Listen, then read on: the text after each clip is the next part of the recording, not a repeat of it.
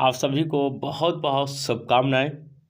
जो लोग R O का जो री एग्ज़ाम है 2023 वाला उसको देने जा रहे हैं, और कुछ चीज़ें हैं जिनको आपको बेहतरी से समझना है कि आपको परीक्षा से ठीक पहले क्या क्या चीज़ें ध्यान रखनी हैं। 2023 में एग्ज़ाम हुआ फरवरी महीने में। ओके, वैसे ये एग्ज़ाम 2024 में हुआ था, ठीक है ना। 2023 का जो है फॉर्म फिल किया हुआ है। उसके बाद कुछ ऐसी चीज़ें रहीं जिनकी वजह से एग्ज़ाम कंप्लीट नहीं हो पाया। एग्ज़ाम हुआ लेकिन कुछ आयोग पर आरोप लगते गए और कुछ धरना प्रदर्शन हुआ, लेकिन उन सब चीज़ों को अगर हम छोड़ दें, उन सब चीज़ों को अगर हम ध्यान ना दें, तो दोबारा से इस परीक्षा का आयोजन हो रहा है। बड़ी संख्या में आर ओ के जो कैंडिडेट हैं वो एग्ज़ाम दे रहे हैं। तो क्या क्या चीज़ें खास हैं, इन सब चीज़ों को आपको समझना है, इन सब चीज़ों को जानना है। सबसे पहले तो अब 2 दिन का समय शेष बचा हुआ है। आज 24 तारीख हो चुकी है, 25 और 26 तारीख का समय शेष बचा हुआ है। 27 तारीख को आपका एग्ज़ाम है। ऐसे में आपको 2 दिन में क्या क्या चीज़ें ध्यान रखनी हैं।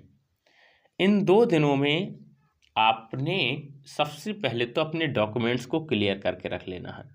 अब आप कहेंगे कि डॉक्यूमेंट्स में क्या हो गया, डॉक्यूमेंट्स तो हमारा क्लियर है। यस, तमाम ऐसे अभ्यर्थी होते हैं, तमाम कैसे कैंडिडेट्स होते हैं जो अपना आईडी लेना ही भूल जाते हैं। ऐसे में उनके लिए दिमागी टेंशन हो सकती है। आपको क्या करना है, आपके लिए जो एडमिट कार्ड दिया गया है, एडमिट कार्ड आप डाउनलोड कर सकते हैं, निकाल सकते हैं। एडमिट कार्ड का एक आपको निकालना है 2 फोटो। वैसे आयोग ने 4 फोटो मंगाए हैं, लेकिन ज़रूरत नहीं है उसकी। कम से कम 2 फोटो आप जो है लेकर के रख लीजिए, बनवा करके रख लीजिए। साथ में आधार कार्ड हो या फिर आपका ड्राइविंग लाइसेंस हो, जो भी आप वैलिड हो, जो भी आपके पास हो अवेलेबल, उसका एक फ़ोटो स्टेट और उसका ओरिजिनल, ये सारे डॉक्यूमेंट्स आप तैयार कर करके किसी भी बुक में रख सकते हो, कहीं पर भी सुरक्षित रख सकते हो। ऐसा इसलिए बोल रहा हूँ, जब आपका ये सब चीज़ तैयार हो जाएगी तब आपके पास केवल प्रिपरेशन यानी कि कुछ तैयारी के घंटे मिल जाएंगे। ऐसे में आपको क्या करना है, क्या नहीं करना है, ये भी ध्यान रखना है।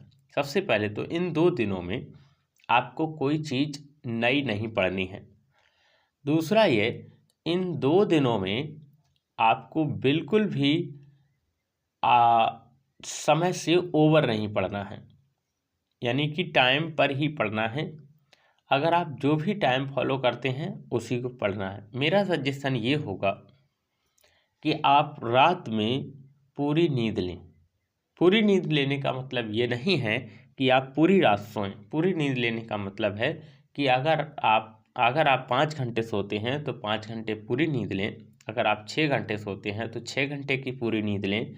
अगर आप 7 घंटे सोते हैं तो 7 घंटे की पूरी नींद लें। बाकी समय में आप थोड़ा सा अगर समय मिल सके तो प्राणायाम कर सकते हैं, ताकि जो ब्लड सर्कुलेशन है वो ठीक से रहे। और हाँ, किसी से भी ऊंची आवाज़ में बात नहीं करनी है, किसी से भी झल्लाना नहीं है, किसी से भी नाराज़ नहीं होना है। जहाँ तक हो सके कम बोलना है, ऊंची आवाज़ में बात नहीं करनी है। और ध्यान रखें ये कि किसी के भी कन्फ्यूजन को दूर करने के लिए आप किताबों में ना फंस जाएं। आपके पास बहुत सारे ऐसे लोग होंगे जो आपसे सवाल पूछेंगे, हो सकता है आपको आंसर ना पता हो और आप किताबों में डूब जाएं। ऐसा ना करें और फिर आपको दिमागी टेंशन हो जाए, ये भी ऐसा ना करें। तो बेहतर ये है, किन्हीं ज़्यादा लोगों के बीच में आपको खड़े या बैठना नहीं है, किसी भी नेगेटिव व्यक्ति के संपर्क में नहीं आना है। अपना आधार कार्ड, पैन कार्ड या ड्राइविंग लाइसेंस है उसको रख लीजिए, आईडी तैयार करके रख लीजिए। और जैसे ही एग्ज़ाम के लिए आप जाएं, समय से जाएं, ताकि आप एग्ज़ाम सेंटर पे कम से कम 30 से 45 मिनट पहले पहुंच सकें, ताकि हड़बड़ी ना हो किसी भी तरह की। तो आपको बहुत बहुत शुभकामनाएं सभी के लिए जो भी परीक्षा की तैयारी कर रहे थे।